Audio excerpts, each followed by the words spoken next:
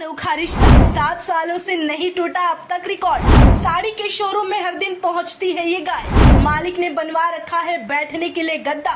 Customer लेते हैं गाय के साथ सेल्फी। इनकी कहानी सुन उड़ जाएंगे होश। बचपन से हम सुनते आए हैं गाय हमारी माता है। वहीं भारत में गाय को पूजा भी जाता है। गौ माताओं और मनुष्यों के बीच का ये रिश्ता आज से नहीं बल्कि दैविक युग से चल रहा है। वहीं कहते हैं कि जिनके यहाँ गाय होती है उनके यहाँ लक्ष्मी की कृपा हमेशा बनी रहती है। दरअसल हाल ही में एक ऐसा अनोखा वीडियो सामने आया है जो देखने के बाद हर किसी के मन में एक सवाल जरूर उठता होगा कि आखिर ऐसा कैसे हो सकता है। दरअसल छत्तीसगढ़ की राजधानी रायपुर में गाय की चर्चा हमेशा सुर्खियों में रहती है।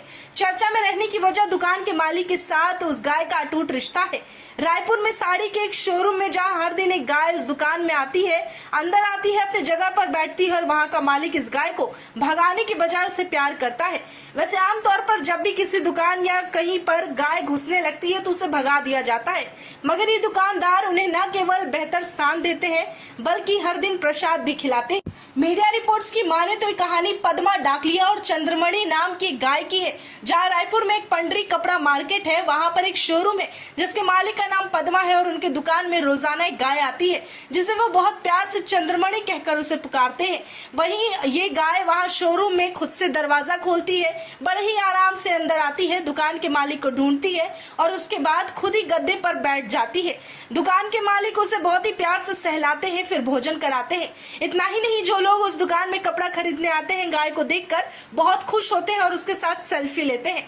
अब जब इस बारे में शॉप के मालिक से बात की गई तो पद्मा डाकलिया बताते हैं कि साल 2016 की बात है। धनतेरस के दिन ये गाय चंद्रमणि उनके दुकान के अंदर घुस आती है और उस दौरान उनके दुकान वाले काम करने वाले उसे भगाने लगते हैं, लेकिन दुकानदार उन्हें मना करते हैं कि मत भगा।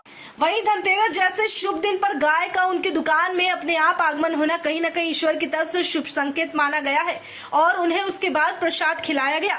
और उस दिन से लेकर यानी कि 2016 के धनतेरस से लेकर अब तक ये नियम के हिसाब से हर दिन वो गाय आती है, बैठती है, भोजन ग्रहण करती है और आशीर्वाद देकर चली जाती है।